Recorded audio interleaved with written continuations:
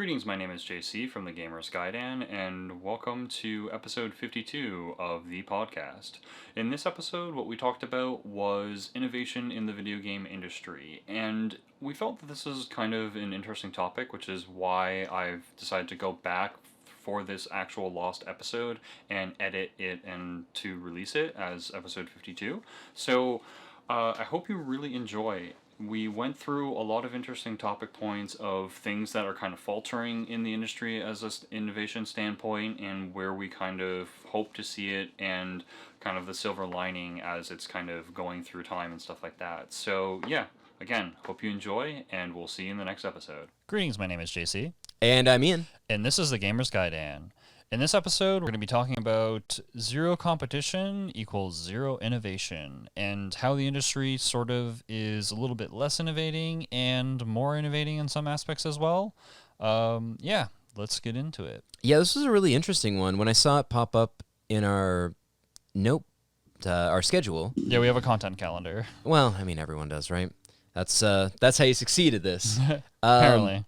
So I saw this pop up, and I was like, man, I don't... Like, we talked about this. Mm-hmm. We had a discussion about it beforehand, so that's why we added it in there. But when I saw it pop up this time, I was like, I don't even know what I'm going to talk about. But, like, it's really interesting. If you think about it, when video games were starting to be made, all it was innovation. It was people with an idea. Especially in the 80s. Before the video game crash happened with Atari early, there was a lot of innovation there, like in the Intellivision, and then again in the late 80s with the Nintendo and like the Genesis and Super Nintendo and so on. Well, yeah, we saw, and like, there's a little bit of fall off. Yeah. But then, we get into like the PlayStation 1, PlayStation 2, your like early 3D era, and like you're like back into, I guess, the Wild West, right? Like people are throwing stuff at the wall and seeing what sticks. And I think a large reason for this was just due to the maturity of the industry, kind of, where some of these companies were basically becoming larger and larger, and some of them becoming publicly traded is also part of the issue too, where they essentially set themselves to a formula that shows proven success, and they just try to re-emulate it, and then other companies see that, and then they just basically borrow off of the success, and they don't bother trying to push the boundaries in some cases, and it kind of stagnates because it basically comes to the point where it's really only two companies releasing like the big first-person shooters, for example, and that just really stifles the innovation in the industry. Because like if you look at in the 90s and the early 2000s for the first-person shooters, you had a lot of games being created, like even the Unreal Tournament series being created. You had stuff Red all Faction over the map, and stuff like that. Yeah, like Medal of Red Honor Faction was so incredibly different. You had Geist on the GameCube, that was a good one. Jumping into bodies as a ghost, like that was so strange. You had Killer 7, like those are games that wouldn't get made now by those studios. Exactly. But that's like at that time, companies would swing for the fences because they didn't really have a whole lot to lose. Mm-hmm. And we're not saying that there are no companies, because we talk about this later. We're not saying that there are no companies that don't do this, because there certainly are. It's just that for like the majority of the sales that are happening in video games before, it's just, at least through our perception, seem to be a little bit more spread out and even on sort of like where that innovation came from. Like it was coming from some of the larger companies, like even EA, dare I say that, and like LucasArts was a really big company at the time, but they were still like pushing boundaries with like different developers that they were publishing and stuff like that, with making Star Wars games and things like that. And now it's just kind of rinse and repeat. Yeah, like that. I think in the early 2000s, you did have EA taking a chance on some things. I mean, okay, part of what we're getting into is like, the major kind of monopolies on it. Mm-hmm. But I think originally you had EA who were willing to back stranger ideas. Yeah. They were willing to throw money at Will Wright and say, okay, you want to make The Sims? Sure. Exactly. And that The Sims was mind blowing. But now we're onto The Sims 4, and it's like just like taped on new features and polish. Because companies like that used to that were larger, you used to absorb these companies and acquire them, and the transition between them allowing to let them do what they wanted to basically becoming EAified essentially was a lot longer than it is now, and it seemed just to be almost a light switch with some of these cases in more recent history. But yeah, without getting too much into the weeds, we should probably move on and talk about some of the examples we have of sort of where that kind of happens and different monopolies. And we have 5 big examples of kind of, in our opinions, where these companies have really turned into monopolies that just don't really innovate anymore in most cases. Yeah, It's almost because you don't have to. I mean, like I was talking about with EA, because that's kind of one of the biggest ones. Yep. They got into the sports, like the sports games, and then they took over. You know, they purchased the licensing and the rights to make these things. Yeah, because before, licensing used to be basically handed out to more than one company, and then they basically bought up exclusive rights, and it is now essentially 2 companies. You essentially can only really buy an official sports game from EA or 2K. 2K, yes. And that's it. And I think Sony has the MLB license. Fair enough. Because they do. That's the only place you see baseball games. Yeah. Is on you have the show. You have like a trinity of like official topical sports that you can get video games from, whereas before it was a handful of companies, and you had different could find styles video of games, sports video games like everywhere. That in the same year, okay, don't fact check me on this, or on the same console at least, you had like Mario Lemieux hockey, Wayne Gretzky hockey, and then NHL. Right. And all of them were different. Like they were very different, like play styles. I wasn't a big fan of the Wayne Gretzky because it was almost like a kind of a behind view. Right. Or a side view. It was way more awkward. The NHL was a way better game, but the problem is once EA became the only people that did that, when they're the only like show on the block, and you don't have to change your act. As they're just trying to become more and more successful, they realize, okay, well, the majority of our sales are coming from this product, so we're just basically going to push all of our efforts and focus onto this one product instead of these handful of products. This is the industry as a whole is what I'm talking about.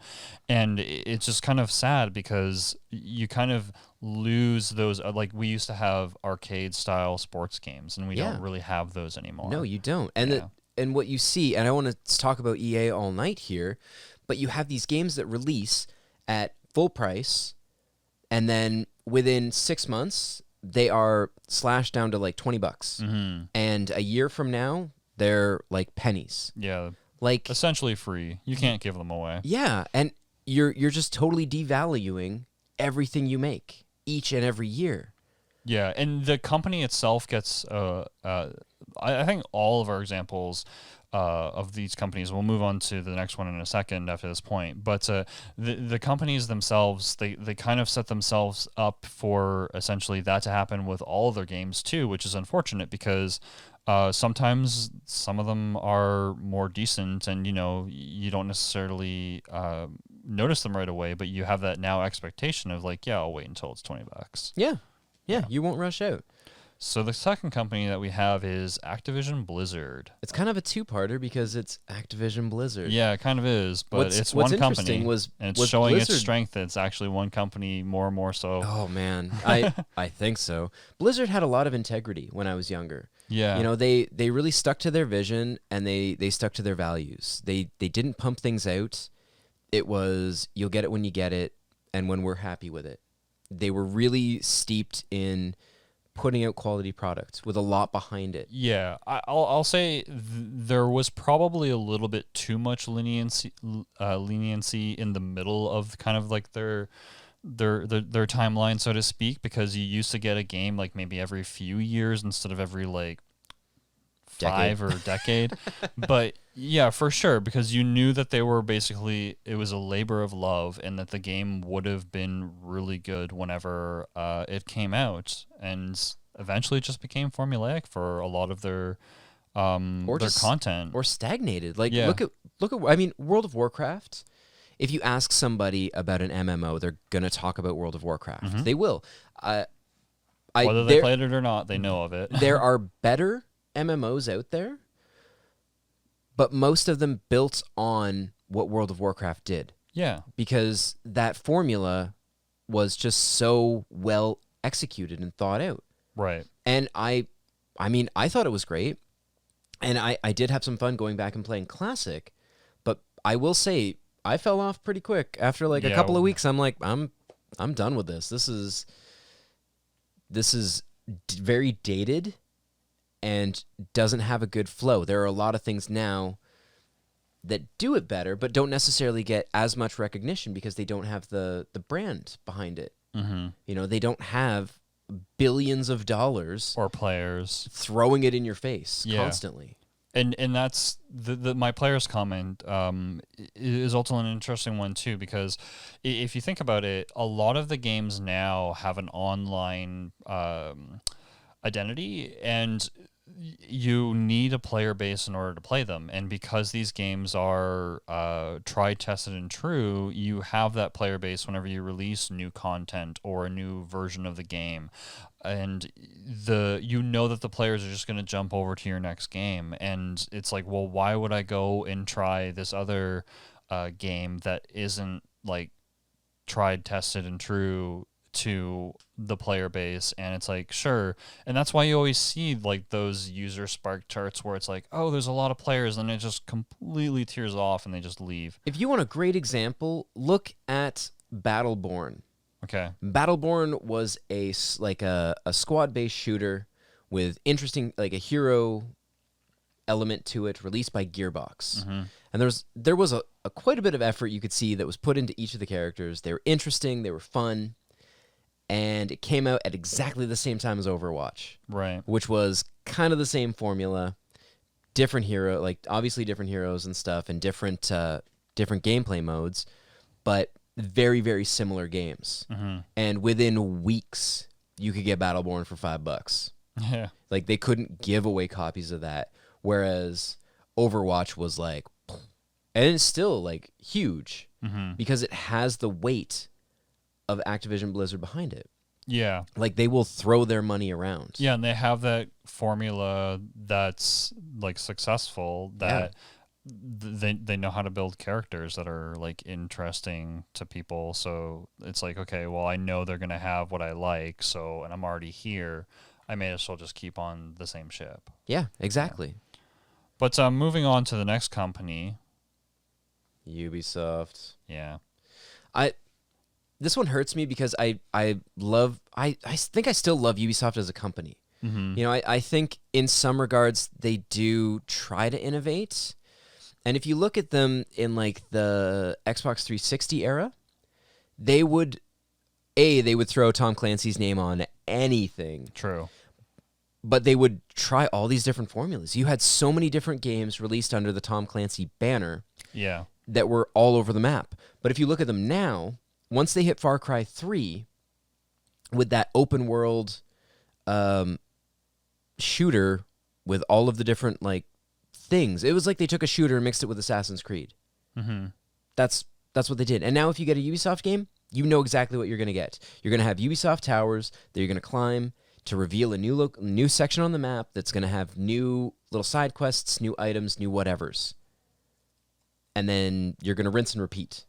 Yeah. For like 40 hours. Maybe you'll do the story missions. Maybe. Who knows? You don't necessarily have to.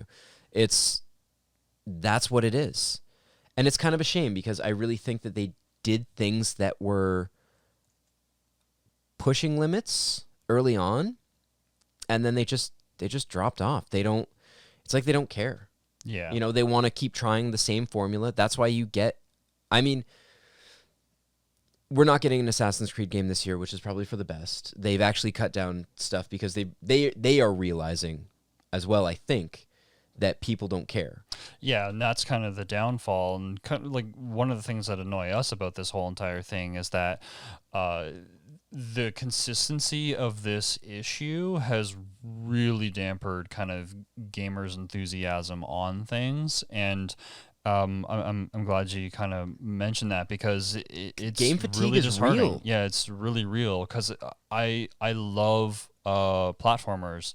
And I say that I will like sit down and play one at any time, but if you throw too many of them at me, I will get tired of them, no matter how much I love it. Like it's I just think a fact of reality. Far Cry 3 is one of my favorite games, probably of all time. I played so much Far Cry 3, and I've bought every other Far Cry since then, and I've Right. never had one hit a note as hard as that, and I've always been bummed out about that fact, because it's like they just keep here's the same formula. Yeah, we've taped on some new things. It's a different setting. Sure, Yeah. it's a different story, but it's basically the same thing you've already played. Yeah, they're really just the kings of formulaic continuation of IPs. Basically, is kind of Yeah. what you're getting at. Yeah. I mean, I think of our list, I think Ubisoft has the most hope right now. But Maybe time we'll get will a tell. Rayman game one of these days. I know, right? We haven't seen a Rayman game in forever. Yeah, And Rayman Legends was actually pretty good. it was. Yeah, yeah. Well, moving on, let's talk about Square Enix a little bit. And this is a love-hate relationship with me. They used to be the innovating kings of like the AA releasing titles of the Super Nintendo all the way to the PlayStation 2 era almost. Like Well, they're you had- releasing Nintendo games, but not too many in North America. But that's because you had two different companies back then. yeah. It's interesting that this is the case as well, because you've got Activision Blizzard, which has lost all its integrity. Mm-hmm. Whereas when you had Activision and Blizzard, they did their own things, but Yeah. at least they did them And now they're just a huge conglomerate. monopoly that And yes, like wants to when you had make Square, money. Square released, or Squaresoft put out so many great games. A lot of the games that I remember loving were Squaresoft. Yeah, and if And- you look at a lot of fans' lists on like YouTube or like blog articles and stuff like that of like games that you should remake in like the RPG genre or just kind of like the hybrid genre that has a little bit of RPG flair to it, there's a lot of Square and a lot of NX games on those lists. Yeah, a And, ton. there's a ton of them on that list. And you would think that those two coming together Yeah. would just make nothing but gold. Because they're really great at making action games. They're really great at making RPGs. They're great at making like the hybrid genre of both of those, and they had the consistency of continuing their IPs and being non-formulaic about it. Like if you look at Final Fantasy VI and Final Fantasy VII and Final Fantasy VIII, all three of those games are very drastically different from each other. different. Yeah, it's there's obviously they're similar staples to the genre, but they're definitely different enough. And yeah, it's just an example of as the company kind of grew and grew and grew, and it's like, okay, well, I don't feel like there's as much of a difference between Final Fantasy 13 and Final Fantasy 15. I mean, there's a lot of games in between there, because you had 13, 13.2, and 13.3 unofficially. Yeah, which was that was an actual Lightning game technically. Returns. Lightning Returns, yeah. But yeah, I don't know. I just feel that it's kind of become more stagnant with anything, and it's a good thing, like in a bad thing. It's just kind of an observation. But let's move on to another company that's kind of stuck in a specific genre. Was stuck with a specific genre. So Bandai Namco is like the only company that releases anime games, and I'm not a huge anime fan, but I do like some anime. And they're the only people who make these games, and for the most part, they're pretty much all the same. They're practically all the same, yeah. For the anime games that they release, and there are other companies that release anime games. A lot of them just they're either by like Atlas or NIS or other companies that just kind of like publish Japanese games over here. But like Bandai Namco is kind of like sort of always had like some of the major IPs like Dragon Ball, so that's kind of why we're mentioning it. Yeah, like if it's the Shonen Jump stuff, Mm-hmm. they have and it would be I would really love to play some of these things as decent games, and I'm sure they can be made in decent games. Right. But it's like I don't know. I feel like Bandai Namco doesn't care. Anyway, I don't want to go on about Bandai Namco all day, but you were talking about Dragon Ball Z Kakarot. Right? I know I was gonna do a review on Kakarot, and I just got bored of it. It just didn't have it. It lost me. I enjoyed that it was an open world setting. I thought that was going to be great. The random encounters were like they really hammered you with them for one. Yeah, and people have told me that there's a lot of cool little side quests as well. And to me, the side quests were bland because they were all kind of the same, and they all had nothing to do with the story. Like there was no kind of like. It would have been more interesting if they would have had little like side stories and stuff like that from maybe from like the manga or from some of the movies. Right. Like they did that as side quests, as little optional like, oh hey, you can go do this little thing that, like Krillin and Chaozu did. You can go do this thing together instead of like, oh, I lost my melons. Can you go find my melons for me? Like no. The side quests were like playing Richard Scarry's Busy Town. And I gathered enough herbs and like skins and stuff in EverQuest. I don't need to do that. Yeah, like they were just your typical side quests. Mm-hmm. That's unfortunate. And then you would fly around collecting these orbs because you would use the orbs to level up your abilities. Collectathons, man, they're great. There was so much that they could have done with it. Yeah. There was so much really good stuff there. Again, you have these really great IPs that you do nothing with. You release these perfectly mediocre games. Yeah, and that's kind of the unfortunate thing too, because like, and then charge me $80 for it. Yeah, and that's kind of the unfortunate thing too, because a lot of companies that are like really large and successful that have these bland style of sort of just like publishing and developing games, they get the really large IPs because I'm assuming they win the bidding wars. They must. They have the money. Yeah, they have the money, and it's like, okay, well, like maybe try and give it to somebody else. Like probably as well. Like don't make it exclusive. You know what I mean? Like hand it like there used to be like more than one company that made Disney games and more than one company that made other types of titles. Like don't make them exclusive rights. You probably would see a lot of cool things. Yeah. So moving on, let's talk about fan bias and how this kind of relates to it. So this essentially is, I find this kind of interesting because the biasness of the fan probably has something to do with why this is a fact, because people know what they like and they like what they know. And the good examples of this is kind of like Zelda clones and Diablo clones, because it's like if you, even Metroidvania games, if you are a fan of something, generally I say also a lot of people don't really like to deviate from what they like. It's true. It's super true. Like friends of mine were like, hey, have you heard of Torchlight? Mm-hmm. It looks really cool. It looks really fun. It's similar to Diablo. And I was like, cool, I love Diablo. And I'll give this a shot. And I will say, Torchlight has some systems that are just way cooler than Diablo. They have things that make a lot more sense, that are a lot more interesting. They have a couple neat classes that you don't see. I've played maybe 10 hours of Torchlight. Yeah. 1 and 2 combined. I've played hundreds of hours of Diablo. Right. Because every time I'm like, but it doesn't have this one thing from Diablo that I like.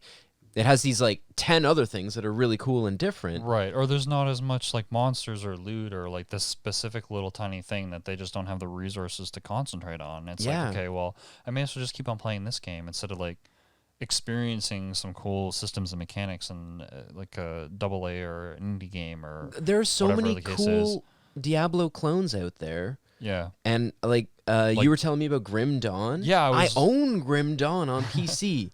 Yeah, I really want to play that game. It's on my wish list for the next time that it goes on sale, and I'm gonna pick it up and play it. I've played maybe 2 hours of it. Yeah, Maybe 2. It might be 1. I might jump on it next. I'm done with Diablo 1 now. Moved on to Ori and Will of the Wisps, and I might move back over to Grim Dawn if I'm in the mood. So And you know what? In all honesty, this is your selling point of fan bias being a real thing. yeah, I could probably log in and play that for a few minutes, but I know it's season 20 yeah. for Diablo. I have a lot Diablo of people 3, paying me about season 20. and I'm just gonna go back and play that. I'm gonna make a new character, and I'm gonna go all the way as deep into Paragons as I possibly can. Fair enough. Yeah.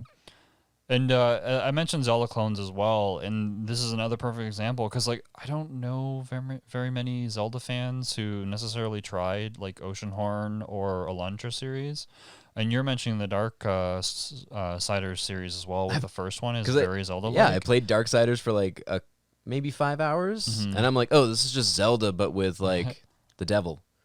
Fair. Or the apocalypse. I shouldn't say the devil. It's Zelda with the apocalypse. Yeah. Like, yeah, when anyone asks me about that game, I'm like, oh, it's just Apocalypse Zelda.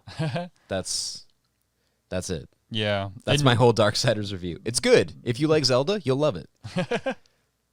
Just play Zelda. Just play. Yeah, I mean, also just play Zelda.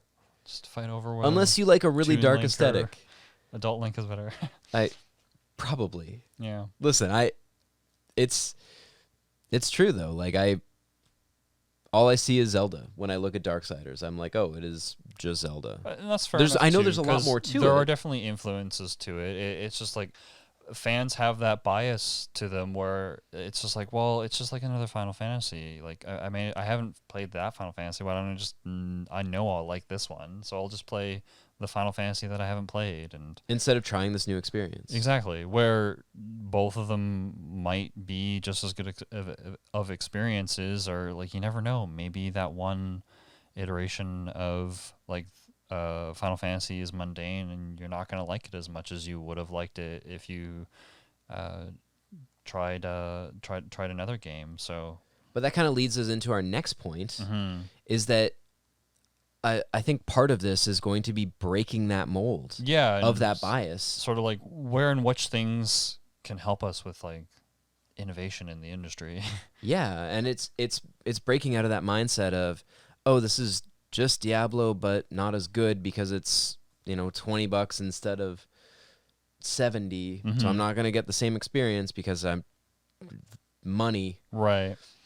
But you have companies now making like really great stuff. Yeah. Like look at some of the RPGs that are coming out now.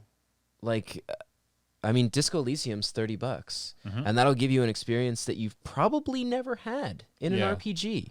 That's really going to change the way you look at something like that. And I mentioned it a couple times on the channel before with Greedfall. If you're a BioWare fan of like the old style of BioWare before the fall off, this is a game you'll probably like. Like, it might not be as good as like maybe like Mass Effect, but it's really good. So you should probably try it. And there's examples out there. Like, we're talking about shooters as well, and you're mentioning Project Warlock and Payday 2 are examples of like non-Call of Duty games that are out there that look fun, but it's like not as many people have tried them. I mean, the cool thing about Payday is that it has kind of blown up, but it was such a small group of guys that made that. Like, the first one is very small and very unpolished, but you can see that they had a vision as to what they wanted to do, and people actually did latch onto it a little bit, and it kind of like blew up a little bit. Right. And I mean, look at the whole like battle royale genre. You had PUBG make one game, like a very small studio. This is an interesting one because you would think this wouldn't be an example where it kind of is helping innovation, but it actually is, because that game came out and forced the industry to react. Because it was the biggest thing, like the biggest thing. It still arguably kind of is up there. Like, it's definitely. And then you have like, you have Fortnite, which wasn't doing well.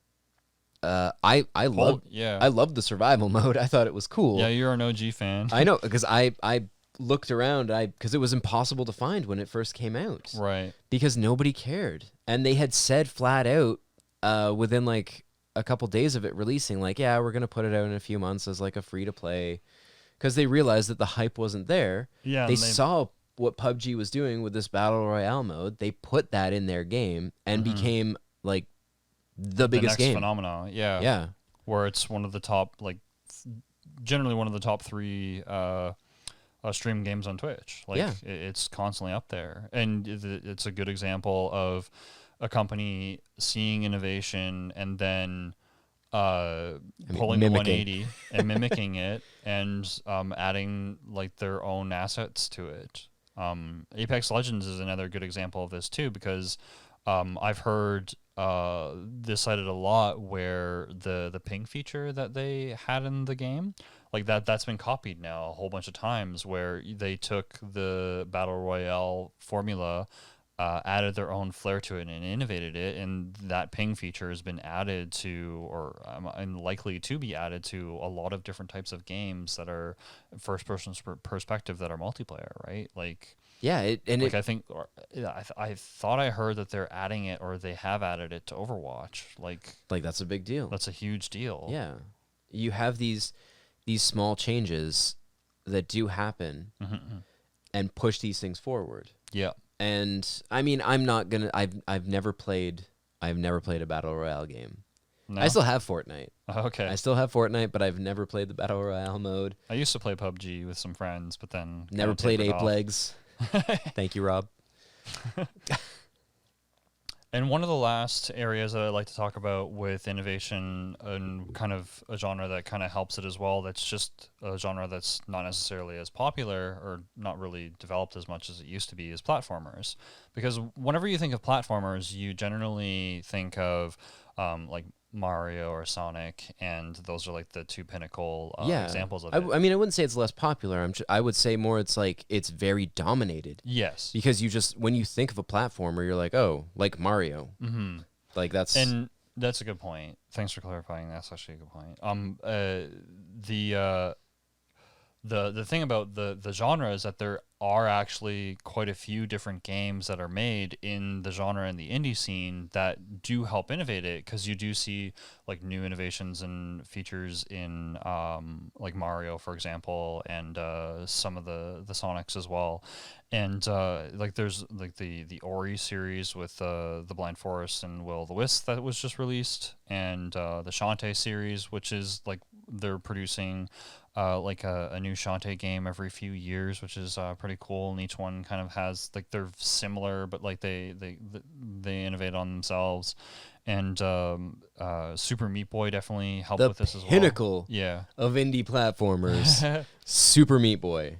Yeah. Like, this brought back being good at video games. It did, yes. You know, this was your real Mario 2. Mm-hmm. But I feel that this is another good example, because it's one of those ones which is kind of like almost the forgotten genre. Because the reason why I say that is it's just not made as much anymore, because with the larger companies, because if you were around in the Genesis and Super Nintendo era, like that's what we got, was a lot mostly of platformers. platformers. And now it's just not.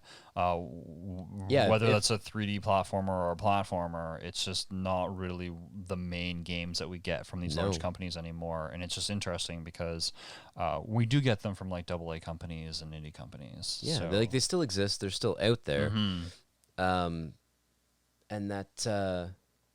Yeah, and each of them add kind of their own thing that, like, Ori brings in a lot of Metroidvania aspects into it, and the Shantae one has like interesting power-ups and things like that, and so the Super Meat Boy brings back like the getting good at video games again, and I feel like they affect one another in minor ways, but in ways that kind of keep each of the new iterations of them fresh, because it's not only Mario still only publishing platformers, for example, because like, you know, that's just it's so dull whenever it gets stagnant.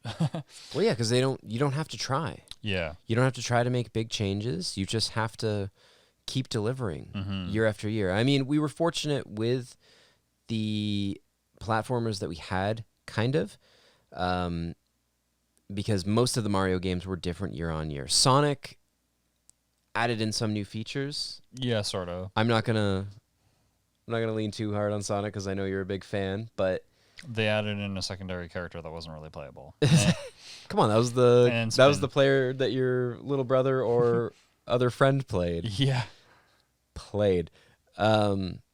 Yeah, but they didn't kind of push the boundaries of the genre and kind of really test its limits. Like, you did have other platformers for the system that were, like, for the NES and the SNES, that were pushing boundaries and more difficult and more interesting, but they're not the ones that stand out and that you remember. Yes.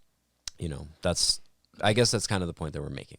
Yeah. You know, not everything can be Donkey Kong Country. Yeah, and it kind of brings us to sort of the question of whether or not we're sort of in another golden era or a resurgence of kind of like innovation in the industry. Because we've given some pretty core examples of sort of where and how innovation is still happening and where it's not, and how that's unfortunate. And the thing is like, on one of the biggest things is that we're giving recognition to a lot of these non-AAA companies that are releasing these games, and the Game Awards and other various awards in the gaming industry. For example, Gris and Disco Elysium won lots of accolades across the board in different, like not only the video game awards, but like many different venues. And they were very says different. something. And they were different experiences. Yes. Both of them were drastically different than something you would find from a AAA title. And they were both genres that aren't necessarily king anymore. Gris being a platformer and Disco Elysium being the isometric RPG, because now it's more action RPGs that are made by the AAA companies. Yep. Just look at the difference between Dragon Age 1, 2, and 3. Like, you can definitely see the mainstreamness of that series as it evolves. Same with Mass Effect. You can see more of a mainstream effect on that series as it went from 2 and to 3. You see a giant jump from 1 to 2. Yeah. Like, massive. You can definitely tell the EA. a massive effect. But no, you get, like, we're actually giving recognition to these smaller games, and both of these titles are like less than $30. So that's crazy. Yeah. Especially for how good the games are and how well received that they have been by fans new and old of the series, and that says a lot. And it kind of shows me that that's a point for me believing that there could be potentially a resurgence, since it's not just Call of Duty won another award. Okay, thanks. Yeah. Like, cool. that's kind of the reaction that the people give whenever they get the rewards in that respect as well. I mean, it's interesting to actually, like, watch the Game Awards at this point, because it is a little bit more like the Oscars. A little bit, yeah. You know, where you don't see the AAA action movies necessarily getting the accolades. Right. You see actual, like, a labor of love. You know, someone like a story someone really wanted to tell, or a gameplay loop someone had in their head, like a concept that I really want to make this is what I'm going to make. Yeah. And then execute it well and get praised for it. Yeah, and stick to your to your ideology, stick to what you believe in, because like people used to do that more, and I don't believe people say they still do that with the larger companies, but I don't believe it. I honestly don't believe it. It's really challenging. With some of the companies, obviously I do, but with it, I find it too challenging. Especially the publicly traded ones. Yes. When they have a board of directors and shareholders to answer to, it's, we've got to just deliver. We just need to make money. Yeah. And that's all that they care about is the bottom line. And you see it in the products. You see it in the things that they do. You see it in the microtransactions. Well, not only that, I think the pinnacle thing is that you see it with the release of games before they're done. And Yeah. in this last year and a half, we've seen a lot of companies essentially be more cognizant from the backlash, being like, okay, well, maybe we'll take time to make sure that the game is more complete before we release the game from these larger companies. Yeah, And not have a day one patch. Yeah, because this year, I don't think I've seen more delays in the gaming industry than I've seen in a very long time. Yep. Like a lot of games were supposed to be released in February, and then I was just like, It's like, nope, they're coming in the fall. yep, we're going to just continue playing the backlog instead. Okay, got it.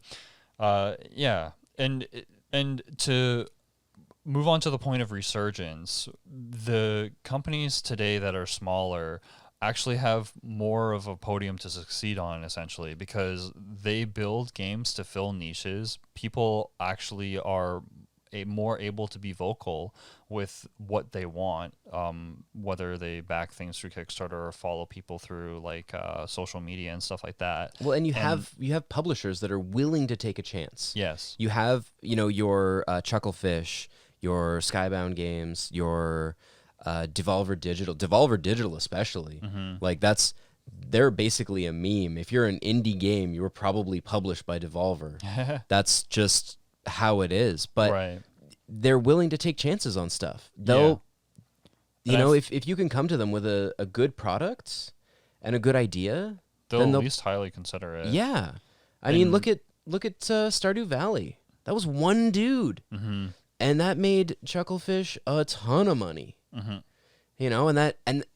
that in turn lets them make their own stuff too. Yeah. I mean, they made Wargroove. Like, we haven't seen something like that in a long time. Yeah.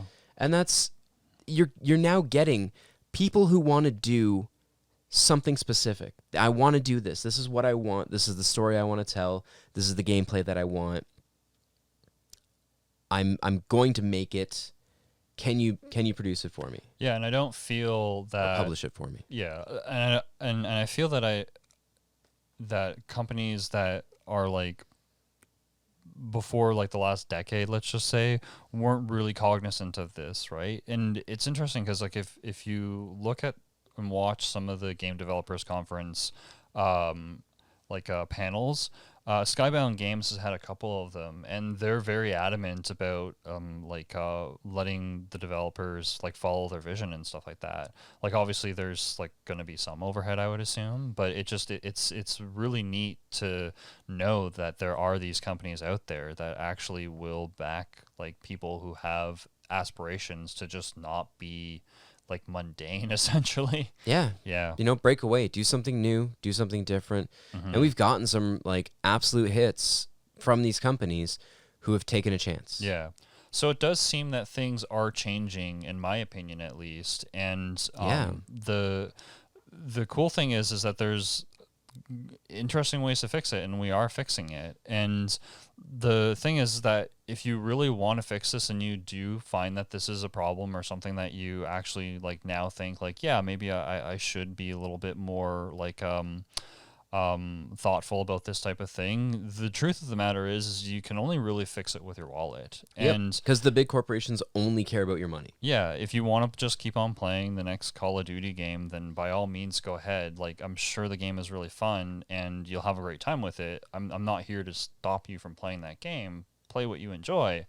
But the thing is that like if you want more experiences and stuff like that, like some of us do, there are those options. Just pay attention to some of these publishers that publish games from developers that like fill these niches, and that like basically in a world where you can publish a game yourself through digital distribution means like Steam or GOG, for example, and you don't have to be a AAA company in order to be able to. You don't have to be a company. Yeah, you can be one single guy or girl. Like you can be one individual and make this happen.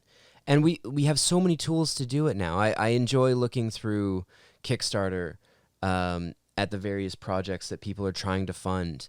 And yeah, you always see the big things that, oh, okay, well, I was in games for 20 years and I haven't done something in forever, but this is what I've done, and Yeah. I'd like to do this. Give me money to do this. Yeah, because I wasn't able to working underneath like this company and stuff like Yeah. that. It gives them some freedoms. That gave us Bloodstained. Yep. And That's a good example. that's great. Or even we got Broken Age, Oh yeah. which that was kickstarted as well. I mean, I'm sure everyone's played it at some point now because it's been free on pretty much every platform. Fair enough. But there's so many things that older developers have now done because they want to be able to do something. They're kind of like music artists. They want their Yeah. freedoms to basically make that game that they weren't able to do whenever they were younger, and they're sort of like able to do Because that a bit. development's not the same as it used to be. Mhm. We don't have Rockstar game developers. We don't have John Romero anymore. Well, I'm sure we do out there somewhere. Okay, but it's fair just- enough. But I mean, what's he done since Daikatana? I don't know.